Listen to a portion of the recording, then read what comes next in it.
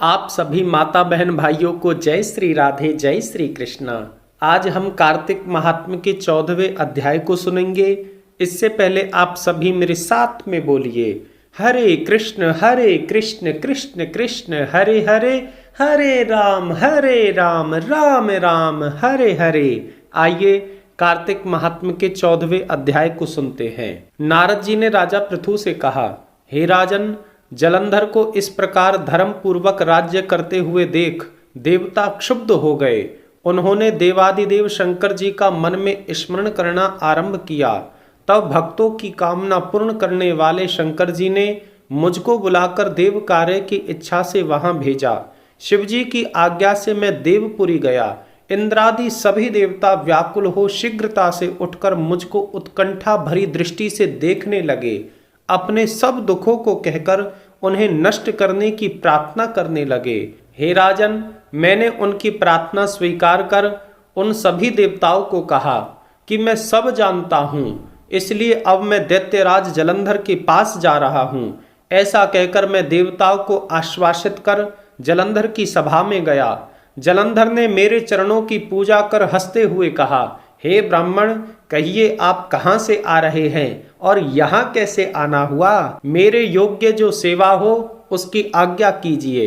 हे राजन, तब मैंने कहा, हे महाबुद्धिमान जलंधर, तुम धन्य हो। मैं स्वेच्छा से कैलाश पर्वत पर गया था, जहाँ 10,000 योजनों में कल्प वृक्ष का वन देखा। वहां मैंने सैकड़ों कामधेनुओं को विचरते हुए देखा तथा यह भी देखा कि वह चिंतामणि से प्रकाशित परम दिव्य अद्भुत और स्वर्णमयी हैं। मैंने वहां पार्वती के साथ शंकर जी को भी देखा, जो सर्वांग सुंदर गौर वर्ण त्रिनेत्र और मस्तक पर चंद्रमा धारण किए हुए हैं। उन्हें देखकर मुझे बड़ा आश्चर्य हुआ कि इनके समान समृद्धिशाली त्रिलोकी में और कौन हो सकता है। हे दैत्येंद्र, उसी समय मुझे तुम्हारी स्मृति का स्मरण हो आया और उसे देखने की इच्छा से ही मैं तुम्हारे पास चला आया हूँ। यह सुनकर जलंधर बड़ा ही प्रसन्न हुआ। उसने मुझे अपनी सारी स्मृति दिखाई। उसे देख मैंने जलंधर की बड़ी प्रशंसा की और उससे कहा कि जलंधर, तुम निश्चित ही त्रिलोकपति होने के योग्य हो, क्योंकि ब्रह्मा जी का हंस युक्त विमान तुम ले आए हो और स्वर्ग पाताल पृथ्वी पर जितने भी रत्नादि हैं सब तुम्हारे पास हैं। एरावत, उच्च श्रवा घोड़ा, कल्प वृक्ष और कुबेर की निधि भी तुम्हारे पास है। मणियों और रत्नों के ढेर भी तुम्हारे पास लगे हुए हैं। इससे मैं बड़ा प्रसन्न हूँ, परंतु तुम्हारे पास कोई स्त्री रत्न नहीं है। उसके बिना तुम्हारा यह सब फीका है। तुम किसी स्त्री रत्न को ग्रहण करो। मेरे ऐसे वचन सुनकर दैत्यराज व्याकुल हो गया।